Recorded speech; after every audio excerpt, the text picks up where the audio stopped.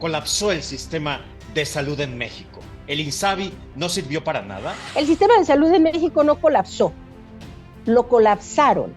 Y en eso hay que ser muy claros, pues no se construye un sistema de salud en un año, ni en un sexenio, ni en 10 años, pero como vimos, sí se destruye de una forma muy rápida. Y lo que hemos visto es una virtual destrucción del sistema de salud mexicano. Simplemente se destruyó el Seguro Popular para decir lo que hicieron los anteriores, todo está mal, nosotros vamos a hacer algo diferente. Por una conveniencia política electoral se destruye el Seguro Popular, que si bien no era perfecto, pues sí daba cobertura a la mayor parte de los mexicanos.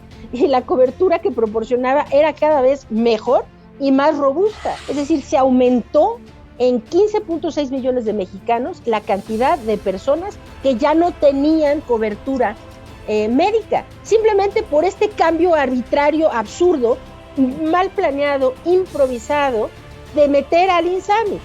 Es decir, esta destrucción del Seguro Popular y esta iniciación del INSABI coincide precisamente con la pandemia. Entonces, en el peor momento, hicieron el peor cambio posible a nuestro sistema de salud en el peor momento. ¿Terminó o no terminó la pandemia, Lori? Aprovechándote. Bueno, la pandemia en sí, pues está ya en su parte final, sin duda. La Organización Mundial de la Salud no ha hecho una declaratoria del fin de la pandemia, por lo tanto debemos asumir que seguimos en pandemia, digan lo que digan los gobiernos independientes individuales en cada sitio. Es decir, creo que, Tony, que podemos anticipar un fin oficial por parte de la Organización Mundial de la Salud, seguramente en el transcurso de este año, que no es decir que ya se acabó COVID. COVID es una enfermedad que llegó para quedarse y está entre nosotros y seguirá estando entre nosotros. Es así que sigue el virus, el COVID, que el presidente se infectó por tercera ocasión. ¿Qué opinión te merece? A mí me entrevistaron varias veces para preguntar, bueno, ¿y qué pasa? Ya le dio una embolia, ya se murió, ya le dio un infarto, ¿qué? Bueno, es que nadie sabía, ¿verdad? Más que él y su gente muy cercana. Cada contagio eleva el riesgo de que la persona padezca COVID de forma grave, que se complique y que llegue a tener secuelas o incluso que llegue a morir. Siempre tomó de una forma un tanto descuidada, negligente, a veces irresponsable la mayor parte del tiempo, y lo ha hecho no solo con la población de México, sino con su propia persona.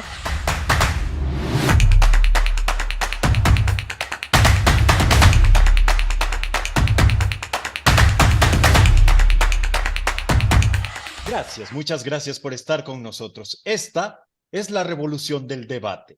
En la llaga. Yo soy Tony Aguirre y hoy particularmente estoy muy contento de este programa y de esta entrevista porque además de hablar de un tema fundamental, de un tema tan importante para la vida pública y para la salud de los mexicanos como es el INSABI, contamos con una amiga a la que yo respeto, quiero y admiro profundamente, una de las voces más críticas que surgió durante la pandemia, Lorian Jiménez Faibi. Sin mayor presentación. Lori, gracias, qué gusto volver a verte. Ay, Tony, muchas gracias. Es un placer volverte a ver igual, ahora ya en otro espíritu un poco diferente de todas las veces que nos vimos, ¿verdad?, en entrevista durante la pandemia, aunque siguen habiendo pues muchos problemas en el sentido de la pandemia misma y desde luego el tema que nos atañe hoy, que es sobre nuestro sistema de salud. Muchos problemas, pero bueno, finalmente es un placer estar en tu programa nuevamente, poderte saludar, es un gustazo volverte a saludar y pues aquí estamos, Tony. Gracias, Lori, porque sin lugar a dudas, tu participación en estos espacios y en muchos otros, debo decirlo, fue fundamental para estar bien informados, para saber lo que realmente estaba ocurriendo en los momentos más álgidos de la pandemia. Tocando el tema que estábamos platicando ahorita sobre la pandemia, ¿terminó o no terminó la pandemia, Lori? Aprovechándote. Bueno, la pandemia en sí, pues está ya en su parte final. Es la Organización Mundial de la Salud quien declaró la pandemia y tendrá que ser la Organización Mundial de la Salud quien declare su fin. Lo que están haciendo algunos países, ahora Estados Unidos, y parece que aquí en México se tiene esa misma intención de decir a partir de tal fecha en este país ya se acabó la pandemia. Tiene muy poco sentido hacer esas declaratorias y además resultan contraproducentes. Contraproducentes en el sentido de seguir cuidando lo que está ocurriendo, porque COVID todavía hay. Hay mucha información que se ha tergiversado, que ha llevado a muchas más muertes de las que debieron ocurrir en esta crisis. Entonces, realmente la pandemia como tal, la Organización Mundial de la Salud no ha hecho una declaratoria del fin de la pandemia, por lo tanto debemos asumir que seguimos en pandemia, digan lo que digan los gobiernos independientes individuales en cada sitio. Es verdad que nuestra situación actual es pues notablemente distinta a la situación que tuvimos de 2020 hasta tal vez finales del año pasado, tal vez mediados finales del año pasado, en donde gracias a la vacunación y desgraciadamente por la infección masiva, y lo digo porque no es lo mismo las poblaciones que adquirieron inmunidad a través de la infección masiva y aquellas comunidades que adquirieron inmunidad a través de la vacunación principalmente, ¿ok? Hay una diferencia fundamental y la diferencia está en la cantidad de gente que terminó muriendo, ¿no? Entonces, pero una y otra han tenido el efecto de disminuir notablemente las muertes que se están produciendo por COVID-19. Es decir, creo que, Tony, que podemos anticipar un fin oficial por parte de la Organización Mundial de la Salud, seguramente en el transcurso de este año. Yo creo que tal vez a mediados de este año, a más tardar, al menos que otra cosa grave suceda, ¿no? Que venga otra variante que genere, que pueda generar grandes olas de contagio asociadas a un número muy elevado de muertes. Parece muy poco probable que eso ocurra. Entonces, yo creo que podríamos esperar a mediados o finales o el último trimestre de este año un anuncio ya oficial por parte de la Organización Mundial de la Salud en términos de la declaratoria del fin de la emergencia sanitaria global, que no es decir que ya se acabó COVID. COVID es una enfermedad que llegó para quedarse y está entre nosotros y seguirá estando entre nosotros, como todas las enfermedades emergentes que llegan, pues llegan y aquí se quedan. Esto lo pudimos hacer con una sola enfermedad y eso fue la viruela, ¿verdad? Acabar con la viruela en el mundo. Pero aparte de la viruela, esto no lo hemos podido hacer con ninguna otra enfermedad y eso incluye COVID. Así que, bueno, es un tema del que hay que seguir hablando. Hoy por hoy, COVID-19 sigue siendo una de las principales causas de muerte en la mayor parte de los países en el mundo. En Estados Unidos es la tercera causa de muerte. En México fue la segunda causa de muerte en 2020, la primera causa de muerte en 2021. Y el INEGI, que acaba de sacar datos preliminares de 2022 hasta septiembre, se convierte en la cuarta causa de muerte en México, queriendo decir que sigue siendo una enfermedad que está cobrando muchas vidas y que tenemos que seguir alerta. Es así que sigue el virus, el COVID, que el presidente se infectó por tercera ocasión. ¿Qué opinión te merece? Todo ha sido muy extraño, la falta de comunicación puntual por parte oficial, pues de comunicación oficial del gobierno, creo que abrió un silencio o un canal en donde se generó tantísima especulación alrededor de su enfermedad, que si era COVID, que si no era COVID, sale en un video. A mí me entrevistaron varios veces para preguntar, bueno, ¿y qué pasa? Ya le dio una embolia, ya se murió, ya le dio un infarto, ¿qué? Bueno, es que nadie sabía, ¿verdad? Más que él y su gente muy cercana. Se le ve, de hecho, mejor de lo que se hubiera esperado para un caso de COVID, para una persona con su edad, sus antecedentes médicos y demás. Entonces, bueno, dice que tuvo COVID. El presidente, sin duda, durante toda la pandemia, y esto pues es de notarse, ¿no? Él ha contraído COVID oficialmente 3 veces. Esto es grave, en principio es grave, porque sabemos hoy en día que COVID-19, cada contagio, eh, eleva el riesgo de que la persona padezca COVID de forma grave, que se complique y que llegue a tener secuelas o incluso que llegue a morir. Esta acción de estarse infectando y reinfectando y reinfectando y tomarlo como no pasa nada porque es una gripa y nadie se va a morir, es absolutamente falso. Es una percepción falsa que la gente ha creado esa información, ¿no? Pero la realidad es que el sistema inmunológico se ve afectado con cada reinfección y estas afecciones no son de corta duración, sino que se permanecen. El presidente no ha sido cuidadoso de COVID ni en su persona ni en la población de nuestro país, ¿no? Es algo que él ha tomado, siempre tomó de una forma un tanto descuidada, negligente, a veces irresponsable la mayor parte del tiempo, y lo ha hecho no solo con la población de México, sino con su propia persona, y pues muestra de eso es la tercera vez que adquiere COVID. Pues sí, se le ve bien y eso pues es una buena noticia, ¿no? Creo que ahorita lo más dramático, lo más trágico que nos hubiera podido pasar es que de verdad el presidente hubiera quedado discapacitado, ¿no? Por una embolia cerebral o un infarto como se estaba rumorando, ¿no? O que muriera o qué sé yo. Yo creo que nuestro país ahorita lo último que necesita es más caos. ¿Qué pasó y por qué hicieron esta situación tan poco transparente y medio oscura de no dar información o no darla oportunamente o la suficiencia de información para eh, evitar estas especulaciones que se dieron alrededor, ¿no? Pues no sé por qué habrán hecho eso, pero hacen muy mal. Creo que la salud del presidente nos atañe a todos y cada uno de los mexicanos. Totalmente de acuerdo, Milori. Yo también celebro que esté mejor el presidente. Bueno, también lo vimos en la mañanera que ya está, pues como siempre, ¿no? Dividiendo al país, criticando los adversarios y todo. ¿Qué significa esto? Que está casi perfectamente. Casi Bueno, perfecto. casi perfectamente. Lori, fracasó, colapsó el sistema de salud en México. El INSABI no sirvió para nada.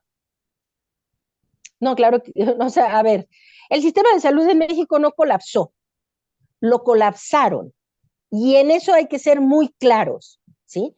Es decir, un sistema de salud de primer mundo no se construye en un año, ni en tres, ni en cuatro, ni en un sexenio. Los sistemas de salud realmente robustos, añejos, muy bien construidos, que funcionan a la perfección, son sistemas de salud que no se han hecho durante una administración o dos, sino que se han ido perfeccionando y que han ido madurando con el tiempo, ¿no? Nosotros tuvimos un seguro popular, eso se creó en el 2003, fue destrozado y terminado en el 2020. No había una razón concretamente para echar abajo el seguro popular, pero era un sistema que llevó 17 años construir, que no era perfecto, claro, nadie está diciendo que era perfecto el seguro popular, pero fue un sistema que tenía muchos defectos que se fueron solucionando y arreglando y fue siendo perfeccionado y continuaba siendo perfectible, desde luego, continuaba siendo perfectible, pero de una manera arbitraria, sin un plan realmente robusto, bien planteado a largo plazo, con continuidad, con inteligencia, no se hizo. Simplemente se destruyó el seguro popular para decir lo que hicieron los anteriores, todo está mal, nosotros vamos a hacer algo diferente, y entonces hicieron el CABI. Nada más que hay que decirlo con toda claridad. El Seguro Popular en 2018, cuando entró esta administración, cubría al 42.1% de la población con servicios y asistencia de salud. Esto es más que cualquiera de las demás rubros en el sector salud. Es decir, el IMSS cubría el 36.8% y mientras que el Seguro Popular cubría el 42.1%. Nada más que sucedió lo siguiente, echaron para abajo el Seguro Popular, instauran el INSABI, pero el INSABI jamás cubrió a ese mismo porcentaje de la población. Es decir, el 42.1% de la población en el 2018 estaba cubierto por Seguro Popular y esto cayó al 26.9% en el 2020. El Seguro Popular se perdió más de 15.2 puntos porcentuales de cobertura nacional, ¿sí? El IMSS e IMSS Bienestar, que para que la gente lo sepa, lo que ahora va a ver es bienestar. El bienestar no es de hoy ni de ayer, el IMSS Bienestar es también algo que funciona desde hace mucho tiempo y que funciona, pues hay que decirlo, bastante mal desde hace mucho tiempo. Y la cobertura, es decir, el IMSS, que tenía el 36.8% de la cobertura nacional de servicios de salud, ¿no? En el 2020, cuando destruyen el Seguro Popular, solamente aumentó en 0.4 puntos porcentuales la cobertura. Es decir, que no hubo más carga de cobertura al IMSS y al IMSS Bienestar, sino que siempre esa gente se quedó sin cobertura. Entonces, para decirlo en términos muy sencillos, pasamos de tener al 16.2% de la población mexicana sin cobertura de ningún tipo de servicios de salud, o sea, sin ningún tipo de seguridad social, en 2018, al 28.2% en 2020. ¿Ok? Esto es un aumento en 15.6 millones de mexicanos. Es decir, se aumentó en 15.6 millones de mexicanos la cantidad de personas que ya no tenían cobertura médica, simplemente por este cambio arbitrario, absurdo, mal planeado, improvisado, de meter al INSABI. Es decir, esta destrucción del Seguro Popular y esta iniciación del INSABI coincide precisamente con la pandemia. Entonces, en el peor momento, hicieron el peor cambio posible a nuestro sistema de salud en el peor momento. Justamente la propia administración está admitiendo, el INSABI no funciona, no funcionó, nunca tuvieron más cobertura y además, hay que decirlo, Tony, porque viendo los números, es realmente algo que todos nos debería doler y además dar mucho coraje, ¿no? Porque este es un gobierno que pues se ha puesto la camiseta de que primero los pobres y una serie de cosas, ¿no?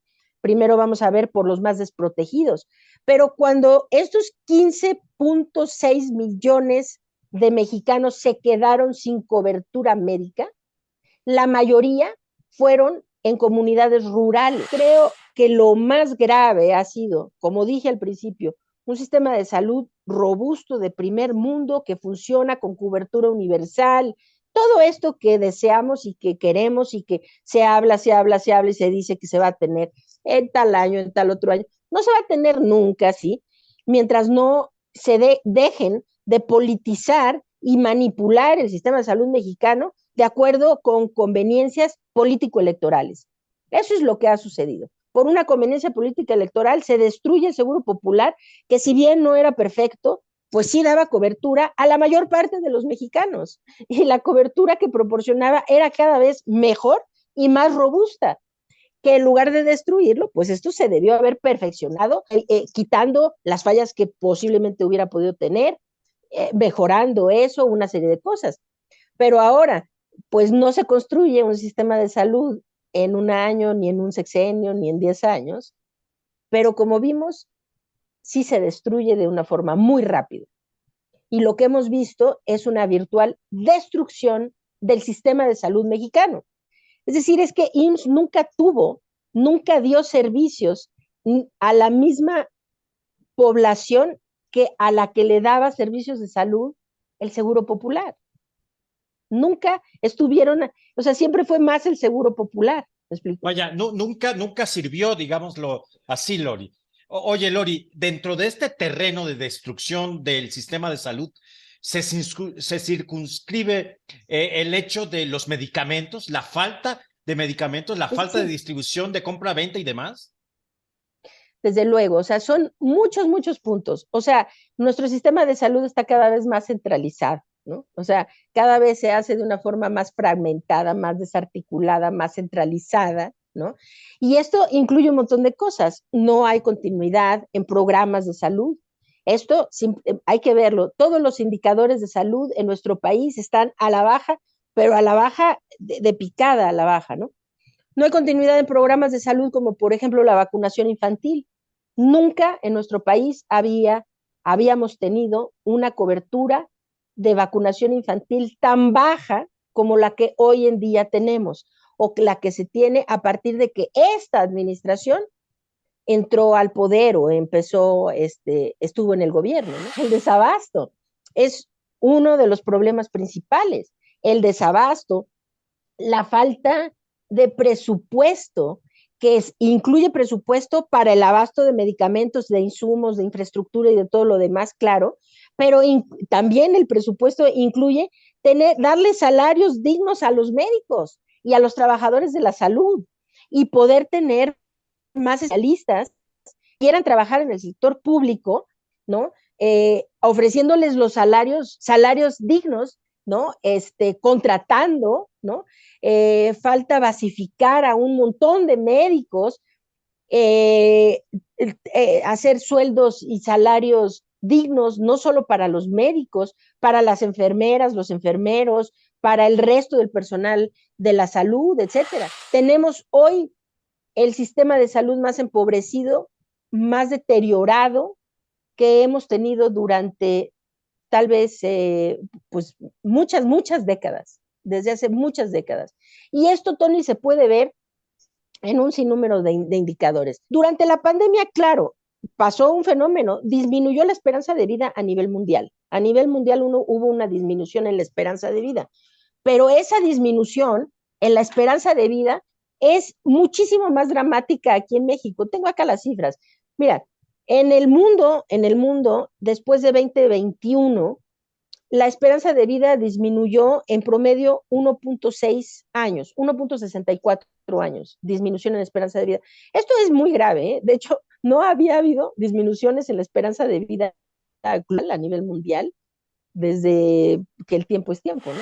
Bueno, no desde que el tiempo es tiempo, pero más o menos desde hace como 69 años, como desde 1950 no había habido una disminución en la esperanza de vida. A nivel mundial, de 1.64 años. México perdió 4 años de esperanza de vida. 4. México tiene la esperanza de vida más baja de todos los países de la OCDE y estamos por debajo, 10 años por debajo del promedio de esperanza de vida de los países de la OCDE, que es de 81 años. 81 años es el promedio de esperanza de vida. Hoy en México tenemos una esperanza de vida de 71 años. Es decir, pasamos de una esperanza de vida de 75 a 71 años. Y ahora, muchas personas afines al gobierno van a decir, claro, esto es por la pandemia, esto es por la pandemia. No, esto no es por la pandemia. Esto es por el mal manejo que nuestro país le dio a la pandemia, que es distinto, porque Japón, por ejemplo, no perdió años en su esperanza de vida, ¿no? Y entonces, si es por la pandemia, pues la pandemia se vivió en todo el mundo. Muchos países no perdieron años de esperanza de vida. Es muy fácil echarle la culpa a la pandemia, pero no es por la pandemia, es porque iniciando la pandemia, cuando más se necesitaba tener un sistema de salud robusto, fuerte, estructurado, organizado, se destruyó.